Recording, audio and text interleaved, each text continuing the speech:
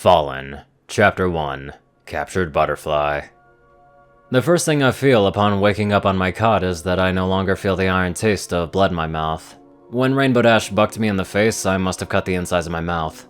It honestly was getting tiresome, spitting up blood every few minutes. You think that out of all the wounds they healed up when they brought me back to Equestria, they would have fixed my mouth and teeth. But then again, these are the ponies who also clipped my wings and had me trapped in a prison cell with nothing but a cot and a toilet. I can recall when I took Celestia's pet Phoenix to my home to try and heal her from her illness, not knowing that she was just going through the regular life cycle of her species. Twilight panicked when she found out, and was worried I would end up in Canalot's dungeons for doing so. Funny how years later that came true, but in a different way. I'm a prisoner because I did the right thing. 15 years ago, Celestia told my friends and me that there was a world of creatures known as humans, who needed guidance in the ways of friendship and harmony. With Twilight having solved Star Swirl's theory of dimensional travel, it was our duty to help spread our means of peace and love to stop them from hurting each other. I won't lie and say that I was very reluctant to go. Going to a different reality was scary, and the humans were terrifying as well. Celestia warned us of their past brutal ways, which made many of our past villains seem like chipmunks compared to humanity. Still, the others were convinced that we had to help them, and so I agreed. All that has happened, the war, the deaths, the suffering that both sides are going through, this is because of me and my friends bringing our world to this one. The powers of harmony themselves have brought chaos to this realm, and nothing like the chaos that Discord had done. Sometimes I wish I had just said no, all those years ago like I wanted to. But I trusted Celestia, and I trusted my friends. I should have trusted my gut. During my time here, I got to know much about humanity, especially on Twilight's tour worldwide and promoting friendship based on the lessons that we learned back home. As Discord often put it, they were a race that was such an enigma that you couldn't properly judge them.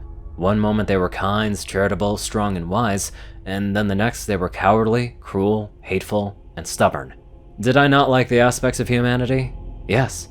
But ever since I joined their side in the war, I have found a race with such a strong spirit that it overwhelmed whatever fears I had of them. I saw courage and dedication, unity and togetherness, love and sacrifice. Ironically, Celestia's beliefs of the worst of humanity and causing this war have caused mankind to become united and show the best of themselves. The trapdoor for my food opens up as a guard announces that breakfast is served. It's stew again, but they've added some extra eggs to it, which makes me suspicious. I've been here for less than a week and all they've done is keep me trapped here and isolated from the rest of the world.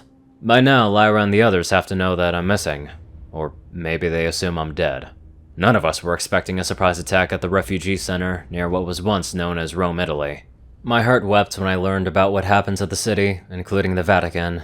I hadn't been a Catholic for long, but I, like so many others, wept for losing the Pope, the Cardinals, and all the innocent lives in Rome.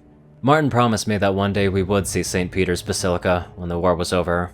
Now all that remained was a single burned cross. It wasn't long after that when we learned that the Mecca was destroyed as well. The holiest city in Islam was rubble, along with millions of worshippers and people. The Crystal Cannon. I had never thought Cadence would ever use such a weapon in the war, but I guess Shining Armor's death really affected her that badly. It was really only thanks to Discord that it was sabotaged for the time being.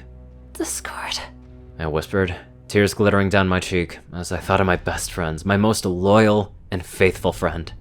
He stuck by me throughout all of this madness. He was the one who had risked his life to protect me when I betrayed Equestria and sided with the Resistance. He fought for humanity beside me, even though he didn't need to. He risked his life to sabotage the Crystal Cannon despite Cadence and Twilight nearly killing him. And now, he was dead, and was all my fault. I can still see Celestia's final blast that goes straight through his heart as he does what he can in his weakened state to protect the refugees and me. I sob, holding his dead body as Martin screams for me to run. I turn my head, and I see Rainbow Dash, eyes with rage, buck me so hard that I lose consciousness.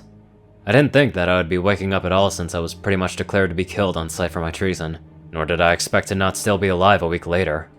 We hear that the traitors in Equestria are publicly hanged as crowds curse them and condemn them to Tartars for the crime of daring to go up against the rules of their precious goddesses. Yet I am still alive and breathing. I didn't know why, and I am afraid to find out.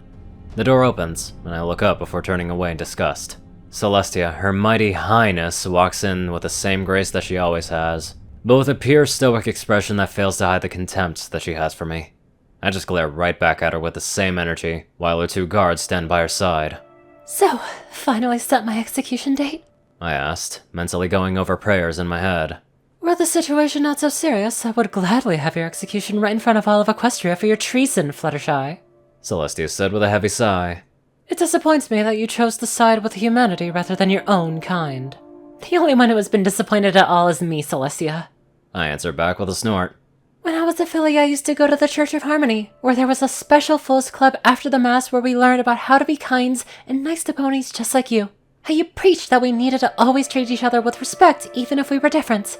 Was all that just hogwash to make you seem more like a goddess for your ego? Or was there a time that you really believed in what you preached? You will address her as Princess Celestia, one of the guards growled. The goddess of the sun. She is no goddess. And even if she was, she is not the one I worship anymore. There is only one God and his son that I have given my faith to, and they are much kinder and loving than she will ever be. I answered before standing up tall. Nor do I recognize you as my princess. You are nothing but a bully and a murderer, so quit the speech and either hang me or get out of my room. I'd like to have breakfast. Go, leave us. Celestia ordered, to which the guards obeyed. Once they were gone, she noted. You've gotten quite braver since I last saw you. What changes us? I state, before walking over to my cot and sitting down. I'm not scared of you anymore. Not when I know that you won't last much longer. And what makes you say that? Celestia asked, narrowing her eyes. I smirk. Your guards have big mouths. I know what you and Twilight are planning. If you think that turning Equestria into some kind of fortress to prevent the invasion humanity will bring to keep you safe, you have another thing coming. You have no idea what awaits you all. I actually do pity you, and I will pray for the lives lost, but this is all on you and your attempts at genocide. I was trying to save them. Celestia scoffed as she shook her head. You think I wanted this? I wanted them to come to me and convert them into becoming ponies of their own free will. To change them from their greedy and sinful nature into being something better. I was protecting them in Equestria with a conversion potion. You think I like seeing my subjects to fight a war and die to protect us? My own family? I have lost Shining Armor, Cadence, Flurry Hearts, and my sister. Celestia closes her eyes and sheds tears that made her look down in sorrow. She then wipes them away and hisses at me. Did you not see how they died? Shining's head burst open by a single bullet. My sister ripped to shreds to the point that I had to spend weeks preparing her body for a proper viewing service. Cadence and Flurry, along with millions of others, vaporized or suffered to die under painful conditions. Did you not weep for them, those who were like family to you? I did. I answered, closing my eyes. I wept for them when I heard of their deaths. I prayed to their souls to find peace, just as I do with every lost life in this war. Opening them, I glare back at Celestia. Now here's my question. Have you wept for those who died because of you? The innocent people who have melted under the power of the barrier's magic as their organs burned and bones were evaporated? The hundreds of thousands from dozens of nations who lost their lives fleeing from it? Did you shed any tears for the citizens killed in your various attacks on the major cities? How about a sob for the parents who had to bury their children and babies, or vice versa? Did you even think of how a sister feels when they find that their brother has turned into something against his will and rejects his sister because she is, and I quote, a disgusting human being? I jump off of my bed as I march over to the stoic Alicorn. Let us not forget what you have done to Rome and Mecca. Don't you dare play the accusation game with the Crystal Empire when you practically nuked it first, you hypocrite! I ask you this, Celestia. Have you once ever mourned for all the tragedies that have happened in this war that you started? The two of us stared into each other's eyes with conviction. She knew she would never admit it, but deep down Celestia never once cried for humanity. She loved Equestria and her subjects, but that love has been twisted into a state of fear and paranoia. And now everything I once treasured in my home is lost or will be lost soon. Humanity would not stop until they have completely submitted Equestria to their will and ensure that their species' safety from annihilation. Sighing, Celestia shakes her head, before asking. I assume you wish to know why you're still alive. I have been wondering. I asked. You are right about one thing. Celestia mutters. The invasion is coming. While I have faith in my subjects, I wish to leave nothing to chance. With only me and Twilight left as the ruling bodies of Equestria, it is up to us to defend our home. And we have found a way to do so. And that is? I asked. A new barrier. It will shield Equestria from the outside world, so long as it holds, and humanity will not be able to enter. Celestia explained as I raised my eyebrow. You realize that the Thalman generators will just tear it to shreds as it did with the last barrier, right? I pointed out. Yes, but there is a new power source that we can use that we believe can withstand the power of these anti-magic generators. Celestia says with a curse under her breath. The elements of harmony.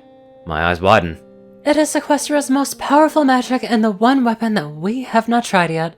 Twilight believes that if we use the element's power, we can protect Equestria until we can come up with a plan to move forward. It will not be like the last barrier, where it will constantly expand beyond our borders, but it will at least protect us. And since you need all 6 bearers of the elements alive to do this, that is why you captured me, right? I asked in realization. I stared at Celestia in silence for a long time. And then I laughed. I laughed so hard that I nearly fell on my hooves.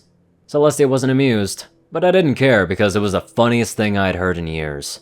I almost wet myself from the amusements and sheer ridiculousness of what I was hearing. I thought at that moment the crown had finally squeezed out what little sanity Celestia had on her head. Eventually I calmed down, before I turned to Celestia and pointed out the obvious. You expect me to help you? Me? The one who turned my back against my friends, the one who sacrificed my friendship with those I once called sisters in my heart? After all the adventures, trials, and lessons that we learned that I left behind in the end, do you think there's any harmony between us anymore? I snorted. I know for a fact that Rainbow Dash alone hates me for what I've done. Applejack most likely does since she's of a similar mindset. No doubt Twilight hates me too since she's pretty much always following your example. I don't know about Pinky or Rarity, but regardless, there is no more friendship between us. They hate me. But do you hate them? Celestia asked, which made me hold my breath. I didn't dare answer her, not when deep down I didn't hate any of my friends. Was I disappointed in them? Yes. Did I wish they could open their eyes? Yes. Did I wish that I could go back to being a shy man in the woods and get dragged along in adventures to save the day again? I would do so in a heartbeat. But would I want to hurt, kill, or see my friends suffer? No. Never. For all the war has done to break our bond, I will never hate my friends, even if they hated me.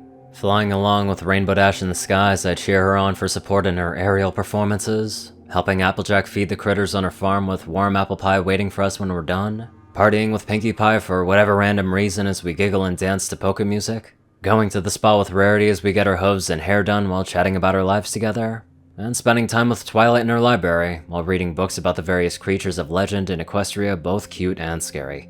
I missed those times. I longed for those times. Those 5 mares who I shared a bond with ever since Rainbow Dash did the sonic rainboom that united the powers of destiny itself. That was something that you just never forgot nor let go of so quickly.